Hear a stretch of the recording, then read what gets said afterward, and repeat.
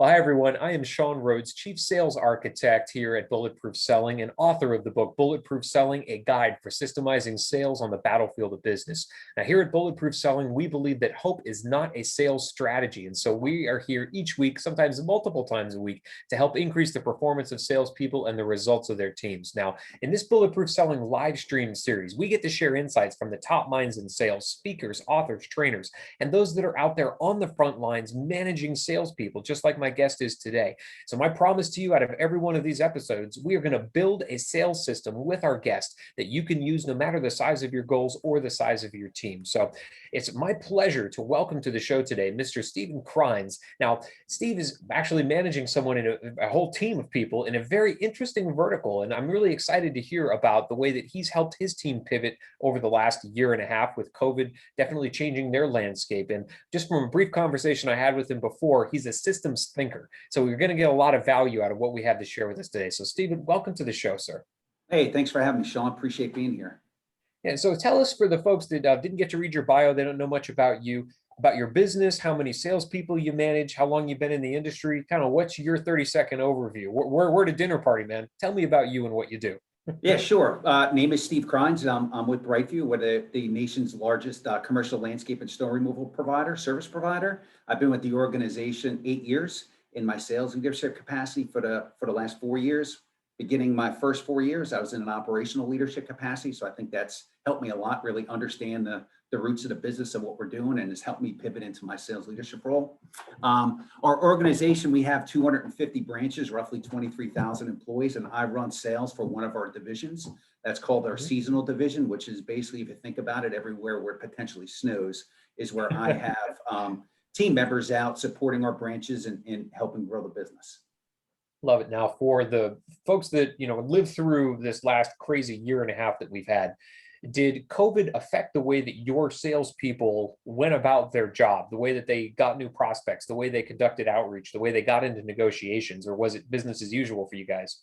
No, I would say it definitely impacted us. And I always say about our business when I'm at the dinner table with you talking, right? I always say that it's a great industry, a great business to be in. We definitely had some impact from a negative perspective right there during COVID. But I would say, in the core business we do at landscape removal and snow removal services, we're not, call it COVID proof, but COVID resistant. And when I say that, meaning the show still needs to continue, right? People's properties still need to be maintained, but maybe they didn't maintain them to the A+ level and they scaled back a little bit to B. Gotcha. Because maybe office buildings are vacant. They don't want to, they don't want to do all the seasonal colors. So it was a little bit of a different, selling twist. But luckily in our business, we really weren't impacted dramatically from a revenue perspective. It was more just some customers lessening their extra spend, their beautification spend. But I think from a selling perspective, it's definitely changed the way that we've done things. And we had to pivot, just like everybody else probably on the show listening today.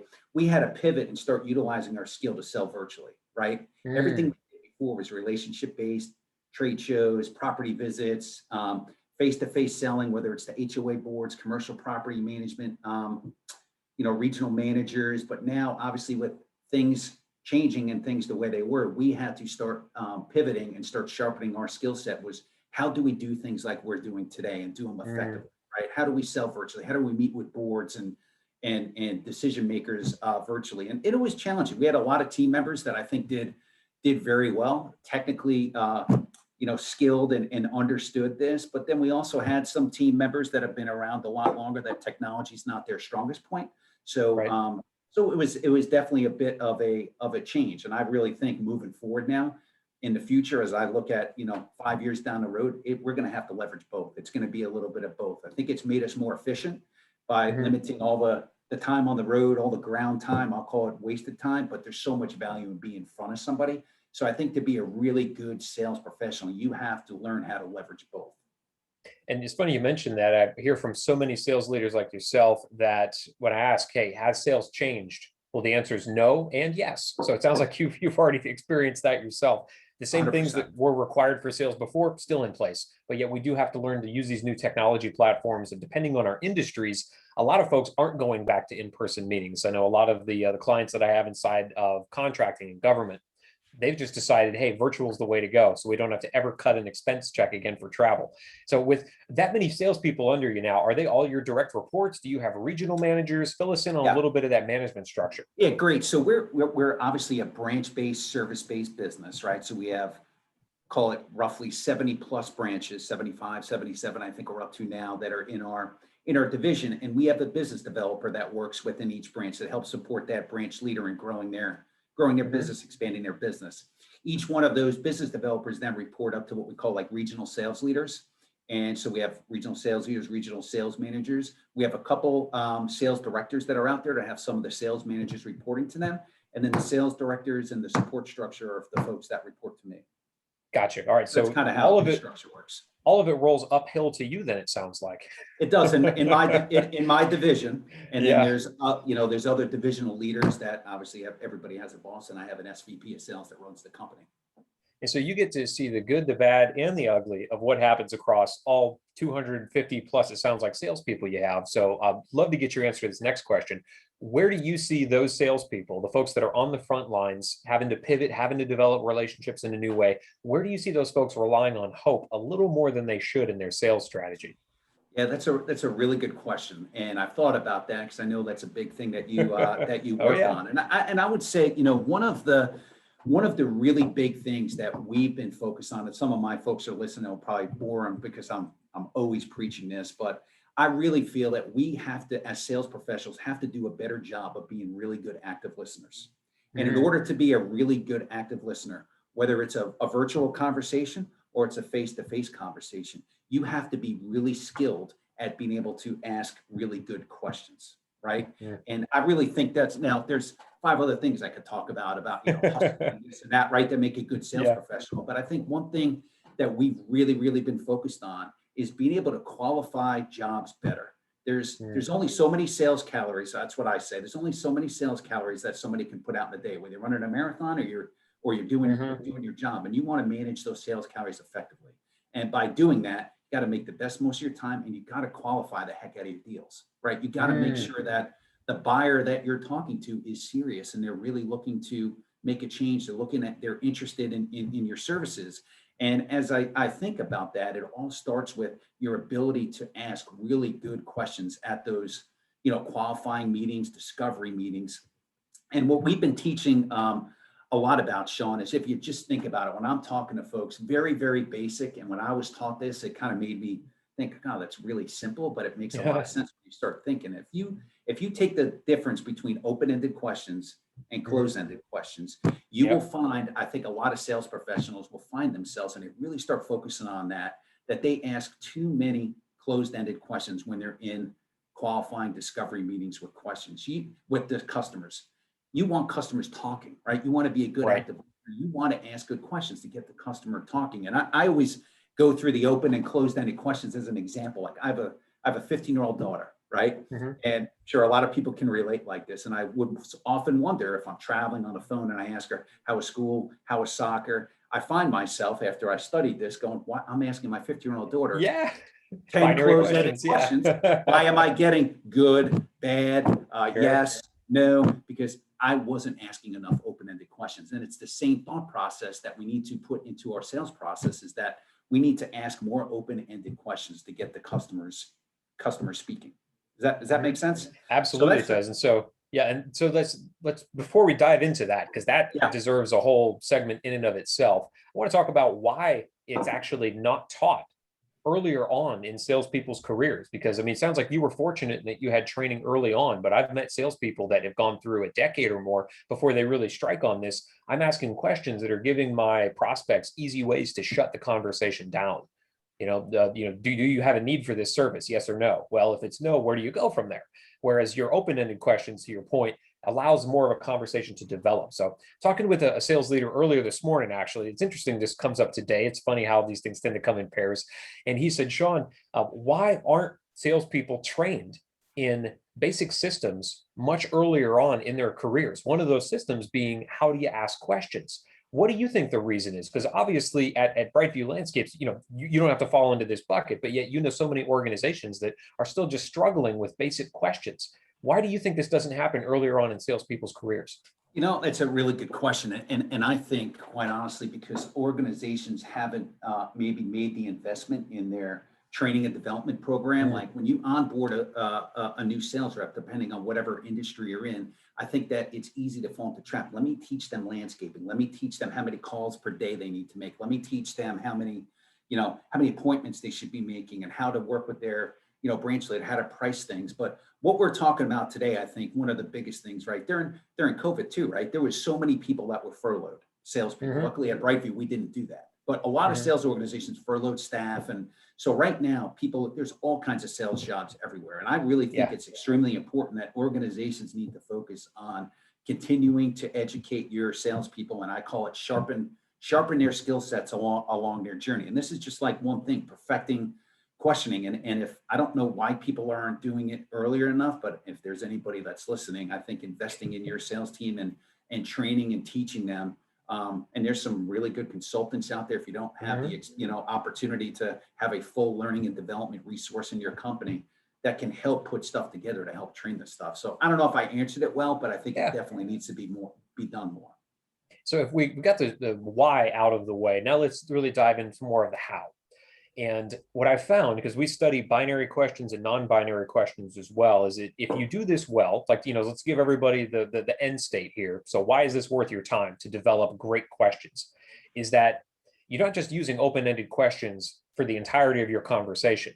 We've discovered that there are good uses of closed-ended questions if, just like a lawyer in a courtroom, you have a pretty fair view of where that question is going to go. So if I ask you a question and I'm pretty sure the answer is going to be no, then I can take it somewhere interesting after that. But if I don't know whether it's going to be yes or no, I better make it an open-ended question. And so where do you feel like salespeople tend to trip themselves up? Because you look at all of this open-ended, closed-ended questions. I don't know what to do. Where do people tend to get really lost in the weeds with this? And let's help pull them out. So when we do deliver, how do you actually do this well? People won't be confused. Yeah, that's a great question. And one of the things that I think that we find our business development teams sometimes struggling, that we're working on getting better, is usually as a business developer like me, high energy, you like to jump right in, you like to talk a lot, right? So a lot of times I think when you're in meetings, you have to exercise, again, the skill of patience and active listening. And when I say that, meaning we tend to jump to solutions right away. Like you hear the customer say, I'm having service concerns. And you're like, oh, let me tell you all the things that we can do. We can do this, we can do that, we can do this, we can fix that.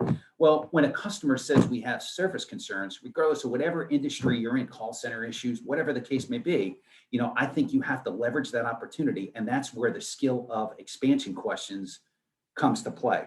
And I think the other piece that we're working on, and all sales professionals should work on, is the ability to ask and add to your repertoire more expansion questions. So when you hear something like that, you expand on that. Sean, you said that you were having some issues with the call center. Can you expand on that a bit for me? Help me understand when you say issues, what do you mean by issues with the call center? And then you become active listener. Then you get your pen, your pad, and you start, and you act, right? So, but I think too many sales professionals jump right to they hear, they hear something like a word or two that they like whatever it may be, and they jump right to solutions versus peeling that onion part a little bit more and truly understanding when the customer says service issues. Because too many times we can make a perception. We come back and have a call it meeting, and we say, well, they said service issues. And I said, well, when they say service, what do you mean service? Was it in this area, that area? And the salespeople don't know. I didn't ask. They didn't ask. What do you mean you didn't ask?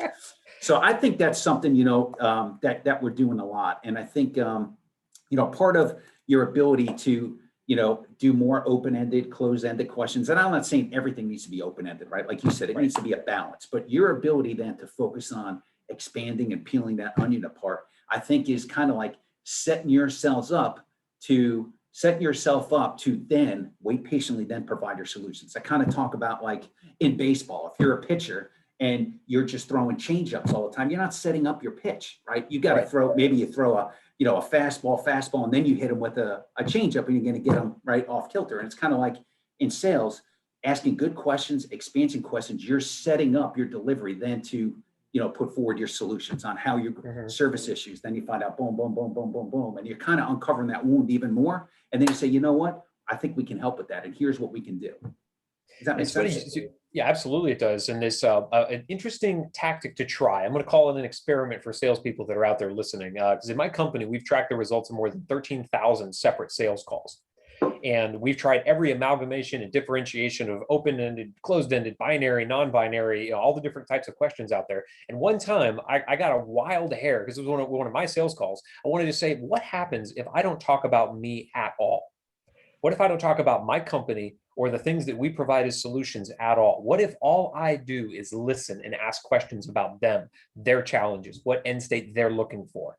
And believe it or not, we got, I don't know, 90% better results out of those calls. And towards the tail end of it, these people, because they haven't heard anything about us or the solutions we provide, they're like, hey, you all are such good listeners. It sounds like you have great customer service there. They're really interested at that point in kind of selling me on why I should be doing business with them. Right. All because they feel like you've asked great questions, you've taken the time to listen. Now you understand where I'm at and what problems I've had. And so, great experiment for any salespeople listening, just as a split A/B test on your next sales call. Don't talk about you, just ask great questions. And so let's talk about how to begin developing those questions, because a lot of salespeople may be new to the game. They're not quite spun up with decades of experience on the industry that they're selling to. So they may not have a strategic overview of the businesses of the folks that they're trying to bring on as clients. Where should I be starting with asking great questions? How do I develop those questions? Do I look for Yeah. my own senior team members? Do I go to my Stephen Krines of the world, the people at the top of the sales pyramid? Where do I begin? So if I was to start, I would start with who are your most successful kind of peer-to-peer mentors that you can find in your industry. And I think it all starts with really, because again, we provide a wide variety of services, as do many probably service organizations that are on the phone now. We're not just selling a product, selling a device, we're selling a service, and we have multiple things. So I think you need to, number one, really understand your customers and understand the market segments that you're selling to. Because what a apartment finds extremely important to their business is different than a hospital or than a university. So I think you really need to understand the market segments in which your business services, and then what are those different, what are the different important items that align with that market vertical. Like in apartments, maybe it's occupancy, right? Where they 100% want to keep their apartments full. They want to keep rent coming in. So how do we align what we do to what's important to them? And how do I develop my questions around things that I know are important to that market vertical? So I think it's really important understanding the verticals, finding a peer, finding a really good resource within your organization to help you understand those and what's important business, personal things that drive that market vertical. And from there, you kind of build your questions. Like at BrightView, we've got them, I want to say, all figured out. We're always learning and we're always moving forward, but we very clearly have the market verticals that we sell to. We have the key drivers of what drives those different market verticals. And then we have questions that are built up that we help train and teach our business developers on. Again, you don't want to be a robot, but you want to become comfortable with what questions to ask. And one of the biggest pieces of advice, Sean, that I would give to folks too, that we don't even do enough of here, that we need to do better at, is I would say, people say the analogy, and I stole this from somebody within our company, that practice makes perfect. Practice doesn't make perfect. Practice makes progress, right? Yeah. And by making progress in the sales world is you have to be comfortable being uncomfortable, and you have to practice. So if you're going into a meeting and you have your questions, like record yourself, practice the meeting with somebody else. We found so much value doing call it a fake board meeting. We didn't have any high-tech, videographer companies in, but we kind of had it staged, and we went through an entire meeting, and we would stop it with our sales team. Just like when I played football in college, like watching the old film, the coach would stop the film and let's dissect this play. We did the same thing in a meeting. And I think sales leaders don't do that enough, and it needs to be done more, because if you're going to, try to make progress and perfect your skills, you got to practice. Well, let's talk about that, because it sounds like if we're looking at all of the things that salespeople could be doing better, I mean, questions are part of that, but questions, it seems to me, are lagging indicators of progress and success. Before that, to your point you just made, it's taking the time before your sales meetings to get ready for your sales meetings. And that might look like dry running it with your team, actually videotaping it, recording, or it might look like, hey, before I step into that meeting, what things do I need to have really lined up? I need my questions. I need all the data and research I've built on this company. So I'd love to build a sales system with you, if you'd be willing, around what do I need to do to get really, really good before my meeting? Because as you know, as a football player, it's 90% what you do before game day, if not more, that Yep. determines success on game day.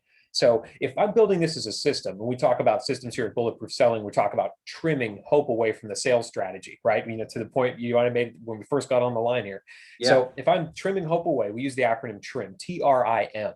And the first letter of that T is trigger.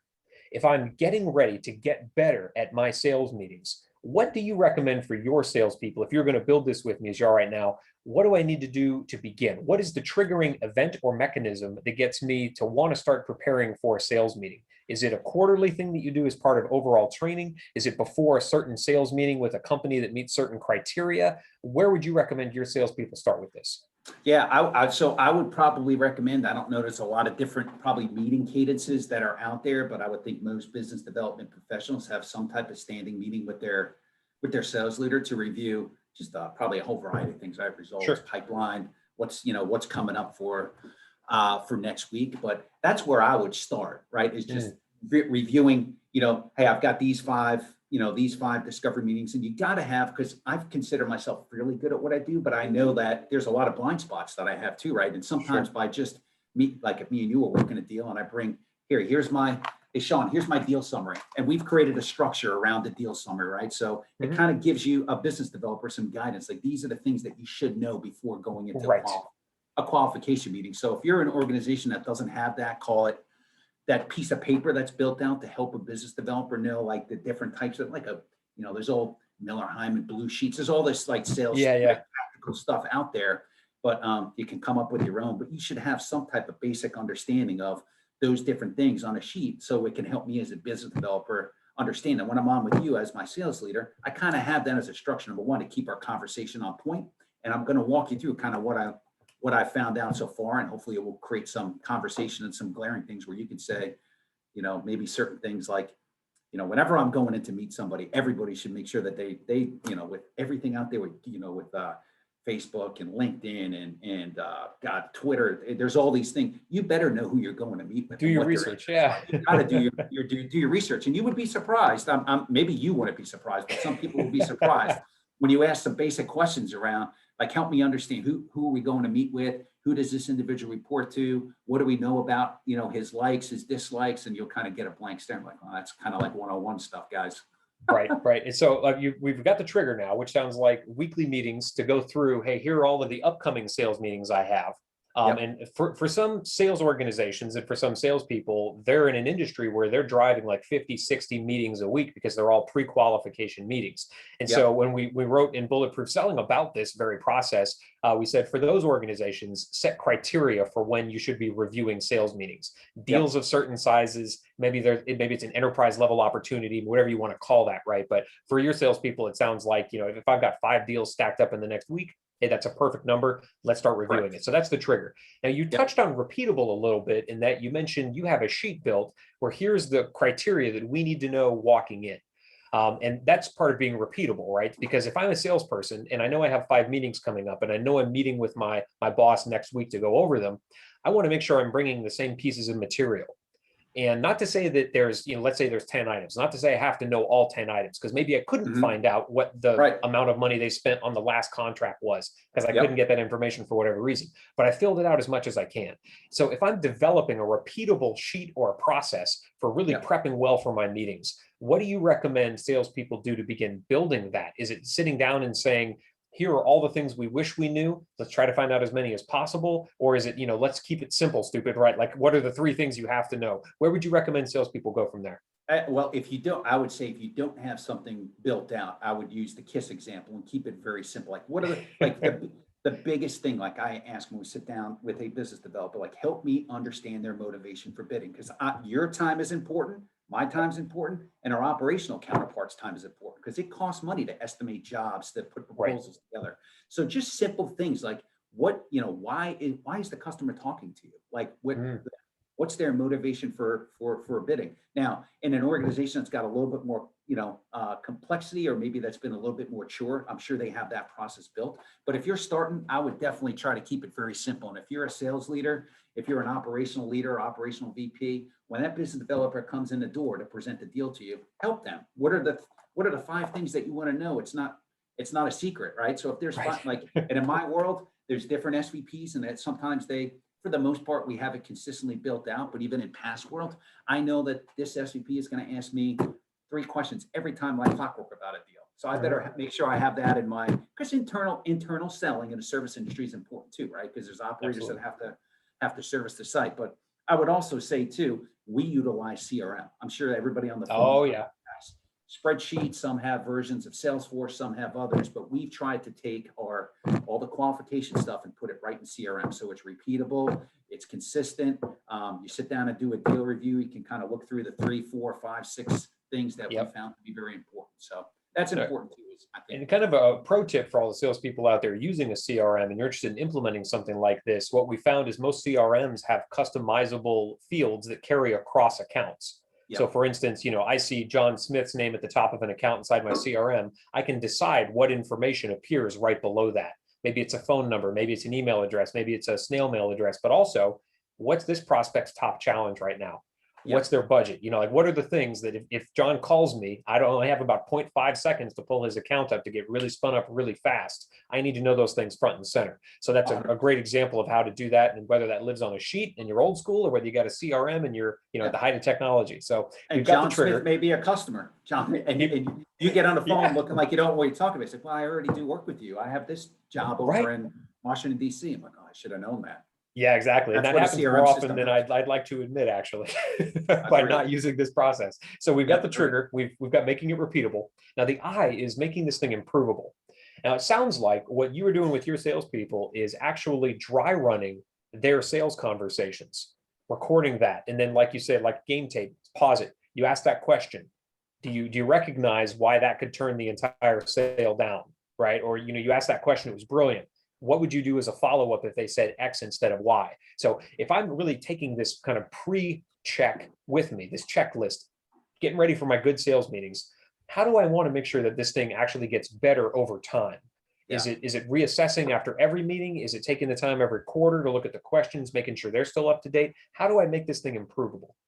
Yeah, I would say the video thing, we need to do more of that, because I really think that that's something that you can do better. Now, you can't bring a recording into a real customer room. They're like, what is going on? Right. Yeah. Do you mind if I set this camera up? Yeah. But I think we need to do more of that. We've done some of it. We need to do more, because I really think you can learn from film. Sports is the same way. You learn from watching film. Golf swing, you want to improve it, you'll learn from watching film. Sales, very, very similar.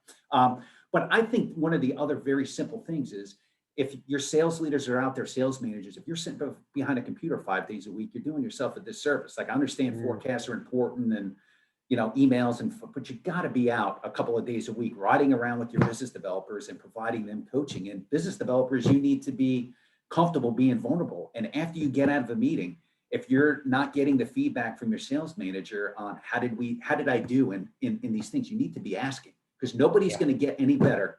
Because I'm sure there's some sales leaders out there listening that are awesome, and they get back in the car after their meeting and they have an open, honest discussion. Because if you don't have that, how are you going to get any better? And if you have a sales leader that's not providing that feedback, you need to be asking for that feedback, and don't shy away from it. Because no news, whatever I'm thinking of an analogy to use, but no news is good news, right? Yeah. So that's exactly right. So I think a lot of it is information sharing, having your sales manager join you on some of these, so you can ask. So they 3 or one-on-one meetings, whether they're monthly, weekly, bi-weekly, they have a clear understanding of what you're working on to become a better sales professional. And then you got to ask for feedback. You got to invite them to join you on a couple, and then get in the car after and go to the Panera, get a drink, whatever the case may be. How did I do? How was my question asking skills? I think a lot of it is about having that synergy and asking for that feedback, and as a sales leader, providing that feedback. Yep, that's absolutely right. And the interesting thing about that, because we get to do this for a living in my company, we find that if I'm walking into this situation with my boss, my sales VP or my regional manager, and I ask, hey, how did I do?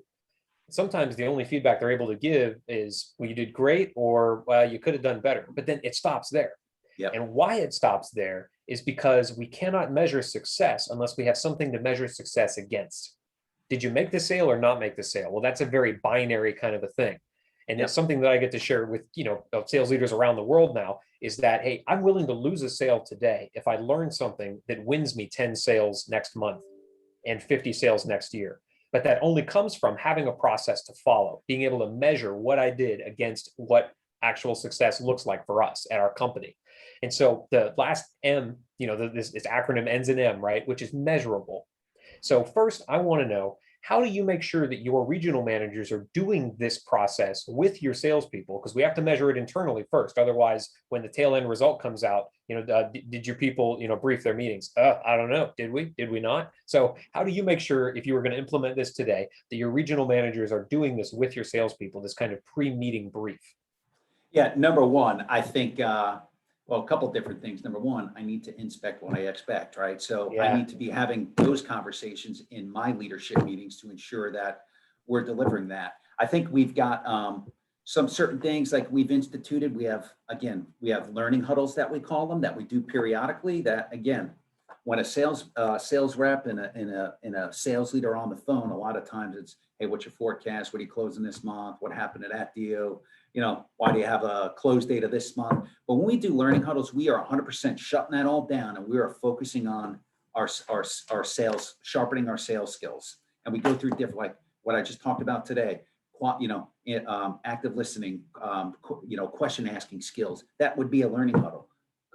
Closing skills would be a learning huddle. Prospecting and preparing for a call would be one learning huddle. So we make sure that we do that consistently. Number one, I'm on all of them. So I get invited to the learning huddles. I can ensure they're being done. So I know that we're training on that piece. And I think for me, it's the end result that we look at. You can, like you said, you can look at sales, you can look at pipeline growth, all important stuff. But I always look, are you winning more? Like when you look at close rates and win rates, are we improving? Are we getting better at qualifying our deals? If you get better at qualifying your deals, you get better at putting real solutions, in place. And qualifying is everything from, spend, budgets, service, expectations, personal, scope, reality, expectations, all of that stuff put together. So I guess the end result would be, for me as a sales leader, is obviously you're hitting your sales targets is a captain obvious answer, but are we spending our sales calories better, and are we improving our win percentages? What we're putting out there, are we winning more? Like, Gotcha. I'm a big believer of, listen, sales a lot of times is a math, I've been told this a couple of times. Part of it is a math equation, right? Do you have enough in your pipeline to close? But I would be one to say that it's not all about just putting more in your pipeline. It's how can I do better with the stuff that I do have? And that's something that we focus on pretty heavily. Awesome. Well, that's a complete system in and of itself for how to get ready for your meetings, how to make sure that you're asking consistently great questions, and of course, how do you measure this to make sure that you're improving it? So, Steve, thanks so much for building that for us. I know I'm going to begin using it immediately. And for the folks that want to find out more about BrightView, because obviously very developed sales team, they know what they're doing, they're constantly trying to get better. How do folks find out more about you and more about the team that you lead? They feel free. I'm on LinkedIn, so feel free to message me. I'm on it fairly quickly. I'd be happy to talk to anybody if they have questions, want to connect. I'd be happy to do it. So appreciate the time. Absolutely, sir. So for us here at Bulletproof Selling, make sure that you are following us on Facebook, LinkedIn, and YouTube for these live streams. And of course, check out our podcast that we get to produce every live stream into. It appears on iTunes, Stitcher, Spotify, anywhere that podcasts can be found. So for more sales systems like the ones that you heard today to help you replace hope with certainty, to get better pipeline performance, make sure you're swinging over to bulletproof-selling.com, where we release great content every single day of the week to help you in that area. So Sean Rhodes here. It's been a pleasure serving the sales community alongside Mr. Steve Krines. Steve, let's get out there and make selling bulletproof. Thanks, Sean.